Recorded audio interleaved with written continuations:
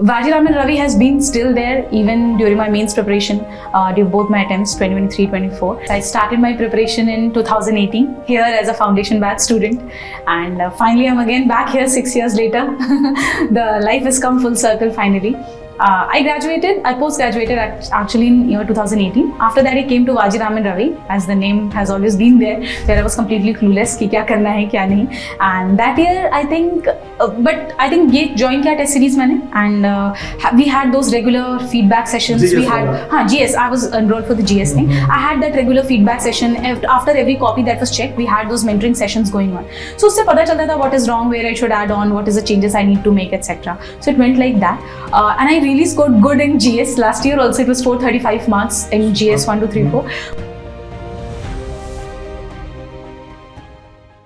मेरा नाम विवेक गर्ग है और इस साल यूपीएससी सीएससी 2024 में मुझे 114 रैंक प्राप्त हुई है। मैं गढ़मुक्तेश्वर हापुड़ डिस्ट्रिक्ट से बिलोंग करता हूं और मैंने अपनी स्कूलिंग वहीं से की है। उसके बाद मैंने अपनी ग्रेजुएशन आईआईटी पटना से केमिकल इंजीनियरिंग में की है। उसके बाद मैंने 2 साल एलटीआई माइंडट्री में as a senior consultant job की और जॉब के थ्रू आउट ही मैं प्रिपरेशन कर रहा था। 2021 से मैंने अपनी प्रिपरेशन शुरू की थी, तो 2 साल मैंने जॉब के साथ प्रिपरेशन की। 2023 में मैंने अपनी जॉब छोड़ दी और फुल टाइम यूपीएससी की प्रिपरेशन कर रहा था।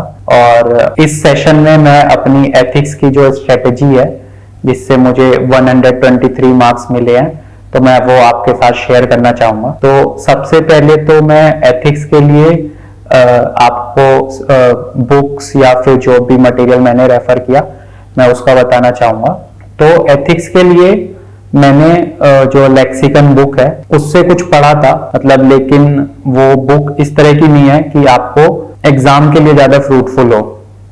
मतलब वो आपको एक अंडरस्टैंडिंग डेवलप करने के लिए अच्छी बुक है। आप उसमें से कुछ चीजें एक्सट्रैक्ट कर सकते हो जिसको आप यूज कर सकते हो अपने आंसर्स में। जो मैंने नोट्स रेफर किए थे वो विजन आईएएस के किए थे। तो विजन आईएएस का जो उनका क्लासरूम नोट्स हैं, तो वो मैंने वहां से कलेक्ट किया था। उसमें भी ज्यादा चीजें रेफर नहीं कर रही थी वहां से। उसमें क्या चीजें रेफर करनी है आपको, आप डेफिनेशन कलेक्ट कर लेना।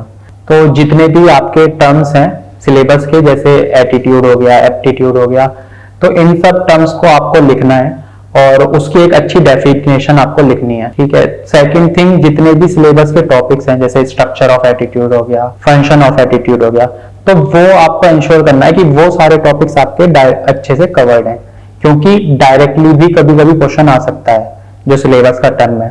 तो फर्स्ट ऑफ ऑल आपको सिलेबस के जितनी भी सिलेबस में चीजें लिखी हैं उनको बहुत अच्छे से कवर करना है।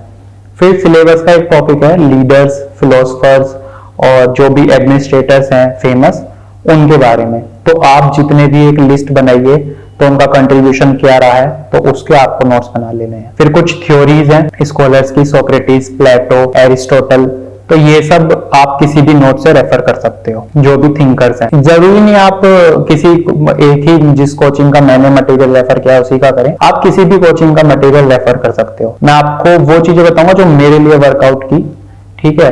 तो सबसे ज्यादा एथिक्स में जो मेन होता है वो होता है आंसर राइटिंग। जितनी ज्यादा आप आंसर राइटिंग करोगे, मुझे लगता है एथिक्स आपका उतना ज्यादा स्ट्रांग होगा, क्योंकि एथिक्स में जो क्वेश्चन है वो बहुत ज्यादा सब्जेक्टिव होते हैं। कभी कभी तो आपको लगेगा कि इसमें क्या लिखूं मैं, और कभी कभी ऐसा लगता है कि आपके पास, आप अगर सोचने का टाइम दिया जाए आप उसको लिख दोगे, लेकिन वहां पे 7 मिनट्स में वो 2 पेज पे लिख पाना बहुत मुश्किल काम होता है। तो ये आप तभी कर पाओगे, एथिक्स का पेपर पूरा तभी कर पाओगे अगर आपने उसकी बहुत ज्यादा प्रैक्टिस की है। तो मैंने एथिक्स में यही इंश्योर किया था कि मैं आंसर राइटिंग प्रैक्टिस बहुत ज्यादा करूं ताकि मेरा एथिक्स का पेपर टाइम पे पूरा हो जाए।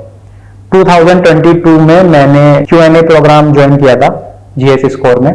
तो उसमें मैंने एथिक्स के अराउंड 2 टेस्ट लिखे थे। उसमें मुझे रिव्यूज भी अच्छे मिलते थे टेस्ट में, कि मैं एग्जाम्पल्स वगैरह यूज करता था, काफी ज्यादा कोट्स यूज करता था, तो मुझे रिव्यूज अच्छे मिले। तो आई थॉट कि एग्जाम्पल्स और ये जो कोट्स है, तो उससे एक अच्छा इम्पैक्ट जाता है एग्जामिनर पे, जो भी आपकी कॉपी वैल्यूएट कर रहा है। तो 2023 में मैंने खुद से पीवाईक्यूज उठाए सारे, और सारे के सारे पीवाईक्यूज लिख डाले। तो जब मैं पीवाईक्यूज लिख रहा था तो मैं इंश्योर करता था कि सारे पीवाईक्यूज के अकॉर्डिंग मैंने कोट्स कलेक्ट कर लिए काफी सारे, और काफी सारे एग्जाम्पल कलेक्ट कर लिए। अब जैसे फॉर एग्जाम्पल मैं आपको 2-3 बता देता हूँ।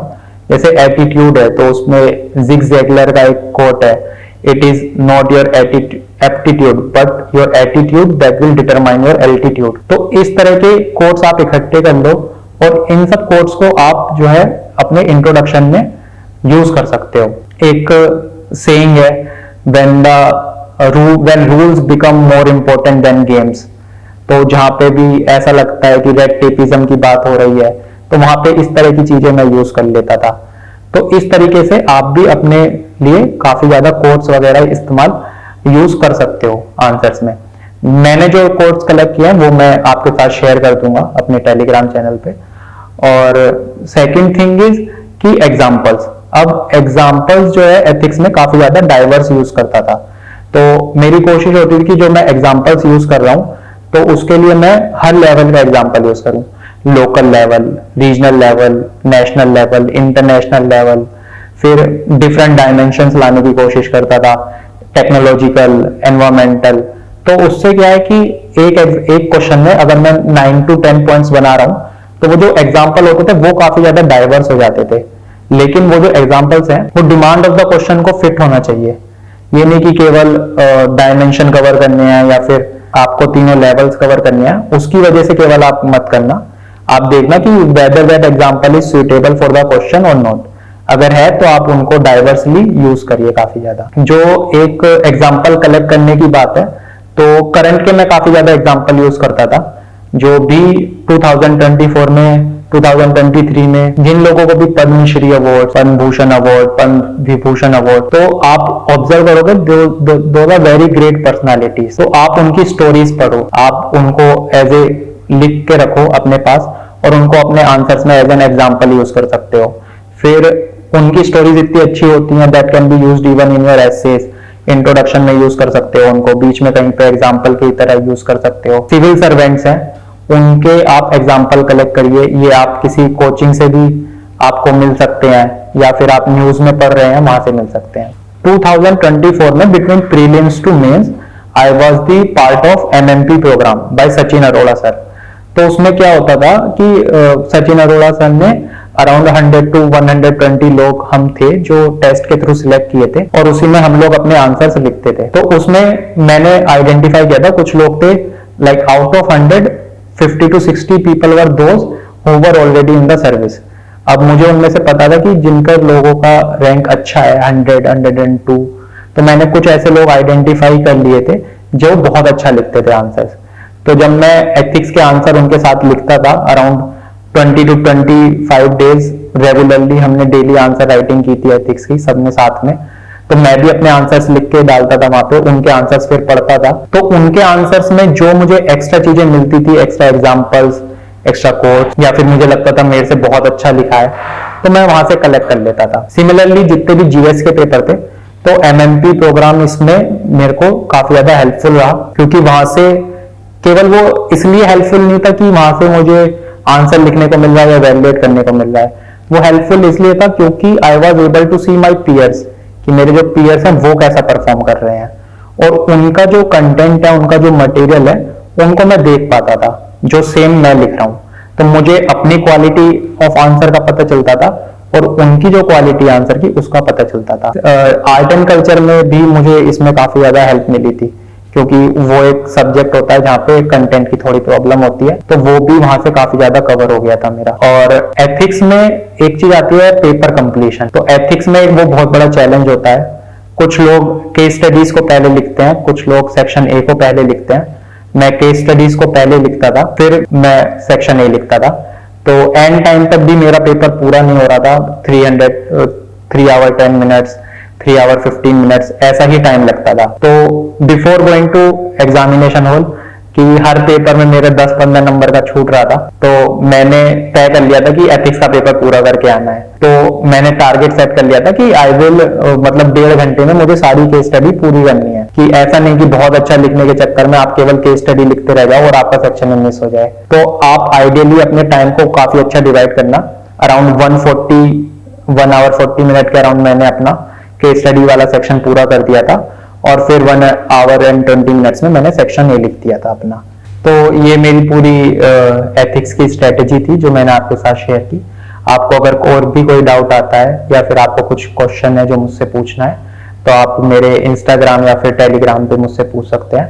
इंस्टाग्राम पे आप कनेक्ट कर सकते हैं vivek.kark.114, ये मेरा इंस्टाग्राम हैंडल है, तो आप इस पे मुझसे कनेक्ट कर सकते हैं मेरे साथ।